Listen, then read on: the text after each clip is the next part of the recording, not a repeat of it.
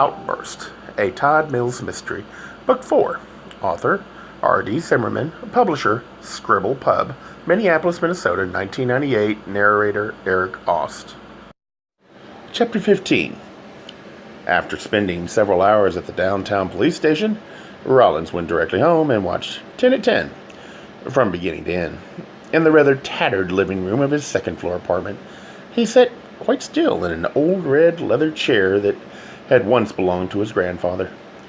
Right at the top of the show came Todd, of course, and then a few more comments by the anchor, followed by the general news, weather, a Minnesota obsession, and rightly so, and finally sports, as he sat there in the low and worn chair, his fingers rubbing on the cracked leather of the arms, as the news concluded and moved into another episode of MASH, which seemed to stuck on eternal repeat. Rollins thought how pissed he was. How totally pissed. He picked up the remote, clicked off the TV, and walked over to the phone. He glanced at his watch, knew of course that it was too soon for Todd to have made it home, which was exactly what he wanted, because after all, they weren't supposed to be talking, and then, unable to stop himself, dialed the number. He knew better than his own. After 4 rings, Todd's voice mail picked up when prompted for a message. Rollins took a deep breath and then slammed down the receiver. Fuck, he cursed to himself. He wanted to yell at Todd.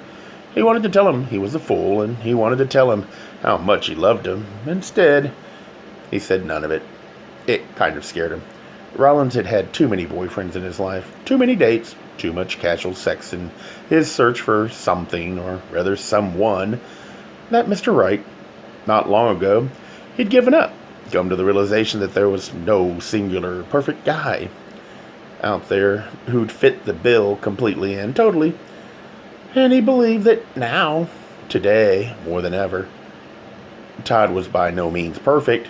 Like tonight, he could be a stubborn, self-centered pain in the ass, but for some inexplicable reason, Rollins knew that didn't matter in the greater picture of things, and Rollins had never felt like that before.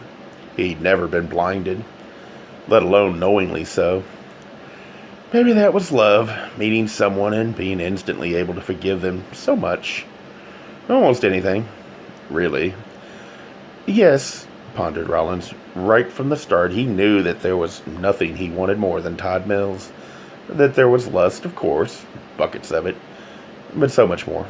The very moment he'd met Todd was what Rollins still called the day the earth shook. Now, thinking back on it, Rollins recalled how awful that day had been for Todd, how exposed and naked he'd been to the judgment of the world, and perhaps that was why Rollins had fallen so fast and so hard for him, because for the first time, Rollins had been able to see someone without a trace of pretense. Rollins had been able to look at Todd and, in a split second, see and understand who Todd really was, and then fall in love with that very same person. Rollins crossed the living room and turned off a standing lamp. There had never been, nor was there now, a question or doubt in his mind. Rollins wanted to spend the rest of his life with Todd. Whether given his health status, that'd be 5 days, or, with any luck, and by the grace of God, 50 years. He was in love, wasn't he? Yes, absolutely and totally. So for now, it was kind of good that Lieutenant Hallberg had ordered the two of them to stay apart until this case was resolved. An enforced separation until things cooled off wouldn't hurt either of them. He didn't know, diddly, Rollins realized about how you made a relationship good, let alone how you kept it alive and well. He was confident, though, that what Todd and he had going was great, and the last thing he wanted was to blow it. Right. He feared that if he went to Todd's tonight, as he was so tempted, he wouldn't be able to hold his temper. That he would get mad at Todd, and things would escalate from there. All too easily, he could picture this erupting into a huge fight, and the last thing Rollins wanted was to blow this out of proportion. Maybe Rollins was being just a tad paranoid, but he didn't think it was worth it, arguing over the murder of a cop who was already dead and gone, when what mattered most to Rollins was their future, his and Todd's. Far better, Rollins mused as he passed through the dining room and pushed the old off button of the small chandelier to stay here and let things cool off. Entering the kitchen, he glanced at the wall clock, saw that it was approaching 11, almost the end of another day, he thought thankfully. The sinus infection that had alerted him and his doctor to his HIV status had long ago faded after a third course of antibiotics. When neither amoxicillin nor augmentin had worked, he'd switched to a third, clarithromycin, which had done the trick, and he'd felt nothing short of perfect sense. Even the gunshot wound in his shoulder had healed beautifully, but there were going to be plenty more challenges in the near future. Perhaps tomorrow, perhaps in a year or 2 or 3, sure.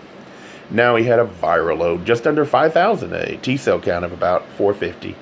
A tad below normal, it indicated moderate immunosystem suppression, but sooner or later, he'd be on some protease inhibitor, taking this cocktail and that. For the time being, his doctor, choosing a somewhat radical and risky position, had advised against any of the current meds. "We don't want you building up resistance to anything," his doctor had said.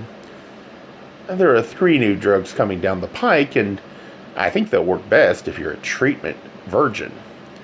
And even though that approach made Rollins rather nervous, he liked to tackle things and deal with them right away. He also didn't mind for entirely the wrong reasons. Going on a strong course of medication would mean medical insurance claims. Medical claims would eventually mean coming out as an HIV-positive cop on the Minneapolis police force, and who knew what that meant? Whether they'd fire him, demote him, or just assign him nothing but desk work, for no one had yet come out of that closet. Rollins had gone to the University of Minnesota, and received his BA in English. He couldn't quite remember what had prompted him, trying to make order out of chaos. But the following year, he'd enrolled in the police academy and gone through 7 months of classroom and skills training. And no, he hadn't been out back then anything but during all his years as a patrol officer, later as a sergeant, working juvenile. He'd been terrified that someone would find out he was queer. After all, he hadn't been able to escape his own homophobia, nor for that matter other threats like the one made during FTO, the field training program, when the guys bragged how they felt sorry for the first faggot to come out because they were going to beat the shit out of him. But then a dyke had done just that, bravely leading the way. The first Minneapolis police officer to come out of the closet was a lesbian who did so back in 1992. The first gay man to come out wasn't until a full year or 2 later. Rollins was the 4th, and it had been a horrible, awful hump for him to go over. But it had gone without a hitch. Contrary to his fear, Rollins didn't have then, nor had he since, any problems as a result of his sexuality. But would he, as an HIV-positive man? Would any other cops want to work with him again? There was no way of telling, of course, not until he got there. Heading to the bathroom at the end of the hall, Rollins splashed his face and brushed his teeth. Out of habit, he then checked the lock on the back door, glancing out the window as he did so. His bedroom wasn't anything special, a small box of a room with a futon on a low platform, a long bookcase made of bricks and boards. Beneath the windows, a single small closet and his old desk. Even to Rollins, who'd never been much attuned to these things, his place was beginning to look shabby and in need of much more than just a coat of paint. It was unbearably stuffy, too, and hot. He took off his shirt, ran his fingers over the thick, still red scar on his left shoulder, then slipped off the rest of his clothing. He lifted open both windows and climbed naked into bed. Yes, he thought, glancing about the pathetic room, they'd ended up spending their nights at Todd's condo for much more than just the central air. Picking up a copy of a thriller set in Berlin, he read until his eyes began to close. Almost 30 minutes later, he put down the book, turned off the light, but no sooner was his head settled on his pillow than he was suddenly awake all over again. Why hadn't that bastard called?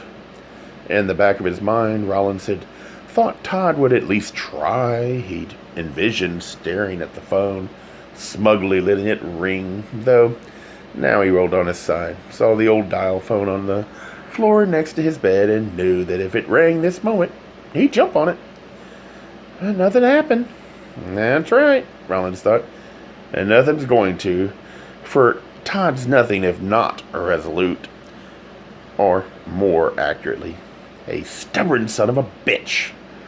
Rollins had told Todd they were supposed to talk only in a formal setting, so Todd sure as hell wouldn't call. No, Mr. Control himself wouldn't be the first one to crack. So would Rollins. Ah, shit. Was this stupid or what? Rollins tossed from one side to the other, kicked off the top sheet, pounded a fist into his pillow. Why the hell was he here alone and boiling hot when he could be there with him in air-conditioned splendor? Damn it. They should just forget Holbert's stupid orders. They were grown men. They could observe a boundary. Shit. At the very beginning of their relationship, Rollins hadn't been able to sleep all that well with someone else in the bed. Rollins couldn't stretch out as much. Todd hogged the blankets, and Todd breathed too loudly. Now, Rollins realized to his frustration, just the opposite was true. This was lonely. Being here by himself. No one to kiss, to touch, to grope. Was he going to be able to sleep at all tonight? Probably not.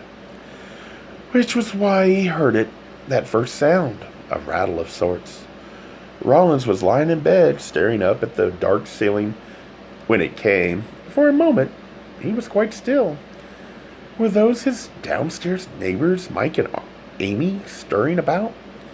No, it was from outside. Jesus, he realized someone was out there, and suddenly he couldn't have been more awake. A Gay Mysteries audiobooks. I think it is easy to hate a label, but a face humanizes the word. So this effort is twofold. To offer comfort to those like myself that your world didn't end because you don't fit into the view of acceptable society on both sides. And in hopes of helping those with family that are LGBTQ, that it doesn't mean we are aliens from the child they once knew. Reassure them so they can maybe be supportive at the same time, being true to their values.